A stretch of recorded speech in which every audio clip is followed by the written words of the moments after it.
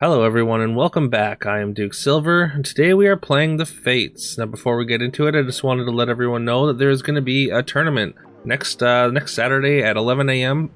Eastern time, which is 8 a.m. Pacific time. It's going to be a community-run teams tournament cast by Yuckmouth and Horse Thief. And yeah, there's going to be 4 teams of 4 competing in 2 different lobbies, 2 teammates per lobby. It should be a pretty fun format. I'm going to be competing on one of the teams with Kleck the Cluck, Icarus, and your boy here, and yeah, just wanted to let everyone know that that's happening, and yeah, I would appreciate it if you'd come and hang out during the tournament, anyways. But yeah, let's get into this game. We started out with Cindy here. We didn't have anything that we wanted to lock for the with the forbidden fruit on our turn 1, so we rolled to find this polywoggle that we locked, and then we managed to get another one, and we've cast 3 forbidden fruits so far already, which is we've taken 6 damage just from spells, but I think we made pretty good use of this gold here, just like basically using them for rolls. Also, our faded poly did just get a slay there, which means that we're going to transfer our faded unit to the spellweaver, and then we get to pick up a Wizard's Familiar and free roll here, so really efficient turn there. But yeah, so now we got a level 2 treasure selection. We're looking at magic runes. There's like an argument for magic runes. There's also like a slight argument for corrupted heartwood, but we go with the dancing sword just because it puts a relevant amount of stats onto the spellweavers, and I figured that was worth going for. Managed to take out the opponent's pig gold, but we do lose this fight. We're down to 22 on 3.1. Again, 6 of that damage is our own fault because we took so much from those forbidden fruits. But hopefully we'll be able to stabilize here. We are going to take treasure map. There was sort of a temptation to take the quiver there just for some extra stats on our spellweaver, but yeah, we go for the high upside play. We sell out of the other poly just because we can't really afford to have poly on board with this low life total. So we just traded in for a unicorn there, which is going to sit in front of the Mim a lot better, and we are gonna end up winning this fight, knocking Morgan down to down below 20 on level 3 there. So kind of unfortunate for that player to lose so much health, even more so than we did, which is pretty wild because we lost a ton of health. But yeah, now we can kind of focus on tempo now, just to try and keep our health total up. It's still only 3.2 and we're at 22, so we're definitely not in a great spot at this point. But this hopefully this golden donkey from our Mix-a-Wizzle is gonna go a ways to helping us stabilize here. And yeah, we get a good summon out of our, well, not really a good summon. We get a summon out of our donkey anyways, and it is enough to take down that opponent, and we managed to deal some golden damage there.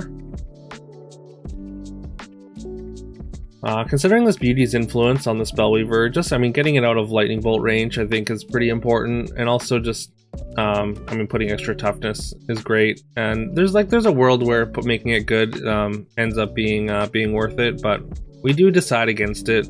I figure maybe we'll take a couple rolls, see if we can hit a cantrip or 2, and get some more stats on this familiar as well as this weaver, rather than burn our spell slot immediately.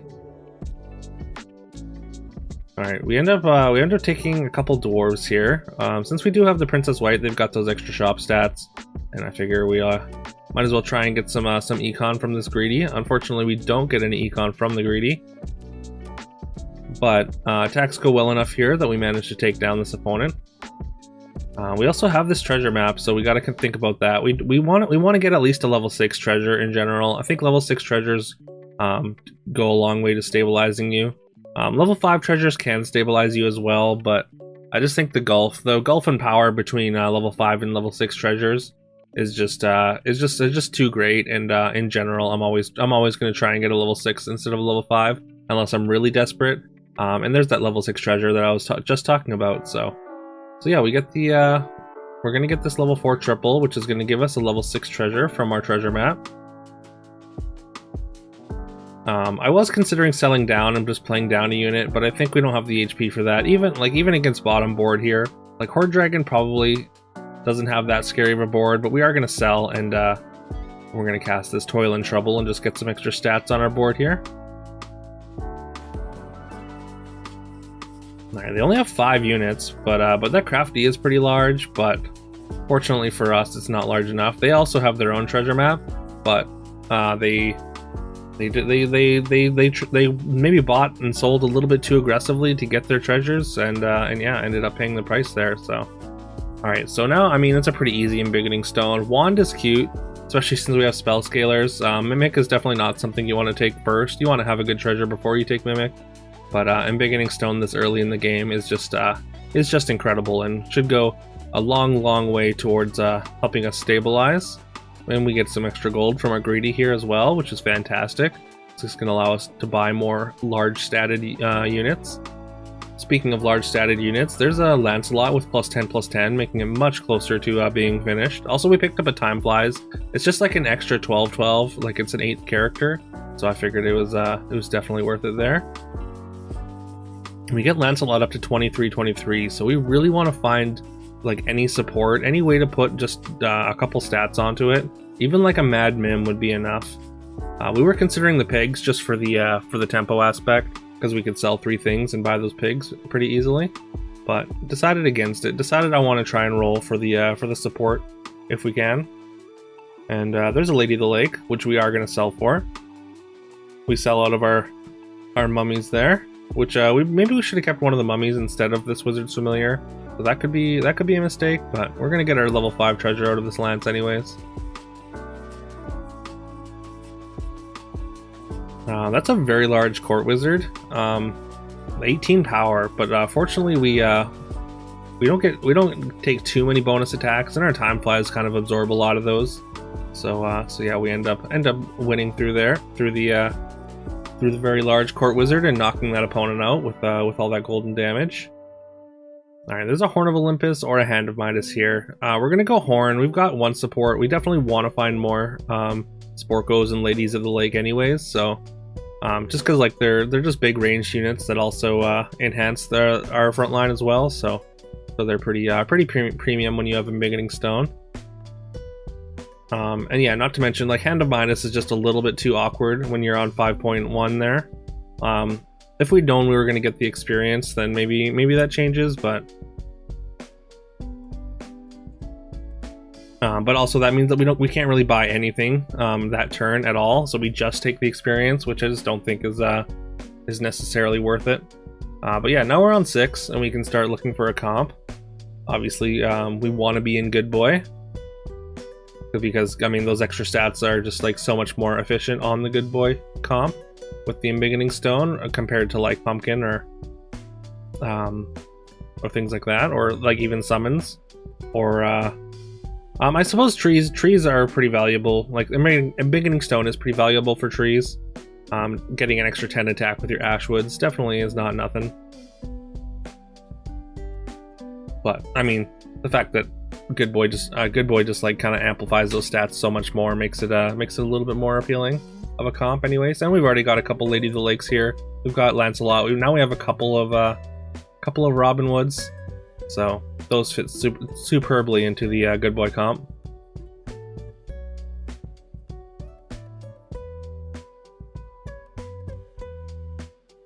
All right, we handle the ghost very easily there.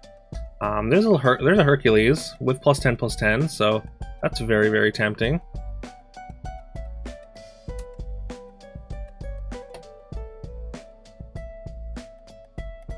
Just kind of deliberating over it at this point. This greedy probably shouldn't be in our comp anymore. I mean, it was a decent size. It got us a decent amount of value, but I think its time is just over here. Just deciding what to sell, and yeah, eventually I just decide not to take the Hercules, which I don't know, that might be wrong. I think maybe it was just a matter of like not knowing where it fits. Although like I guess it could have played over one of the Wombats or even the Lancelot potentially. But yeah, we ended up with a triple on our Lady of the Lake, as well as another Lady of the Lake for our Horn here. So we get a bunch of stats on the front row, as well as we have some large ranged characters now.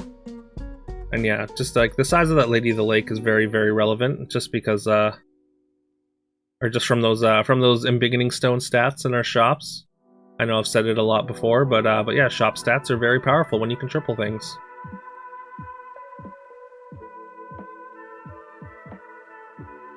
Alright, now we're still on the hunt for direction here. There's a Green Knight, which adds more toughness to the front line, but I don't think that's what we want necessarily. I think if we were going to add another support, we would want like a Boomhilda. But again, we really want to find the good boy. Alright, there's a couple more level 5 treasures. And I mean, I think we're going to take the Evil Eye to go with the Horn of Olympus here. We can replace this deck of many things, which we took earlier, just as like sort of a tempo, sort of half scam treasure. But yeah, I mean, Evil Eye with the with the two supports we have, I think is pretty good. We can throw a stat onto our Wombats, which is very, very large now. 4771. Opponent gives us a double Pigamorph here, which is pretty obnoxious. I feel like it's maybe it's not that early, but to me it felt like a little bit early to be throwing out Pigamorphs. But I mean, clearly they think they've established their comp enough, and they're just casting spells at this point, I suppose. And yeah, the double Pigamorph is enough to take us down, so probably the right call for the opponent there. Alright, there's another level 5 treasure, but I don't think we can get out of any of these treasures. I think Embiggening Stone is still valuable. Like, we still need to find pieces to finish our comp here. There's an Ashwood, but we're pretty far away from trees. We do have the Robinwood though, but yeah, it's just such a big investment to go into trees at this point. So I think we are going to pass on it. And there we go. We get an Empress P. Empress P is going to be fantastic with this Horn and Evil Eye. And then also that gives us kind of a transition piece into the good boy comp that we still desperately want to be in. We get a very big pigs with from our Wombats there. And our ranged attacks go pretty well here, and we managed to take down this Pants, who's had Hat Ball for quite a while and was clearly doing quite well with their high health total there. Alright, we pick up another Lady of the Lake, so we've got a lot of toughness on our front line, and yeah, we do manage to pick up a Boomhilda afterwards though, so we're kind of really leaning into the P comp here at this point. We're just like tempo P we're just support value at this point, so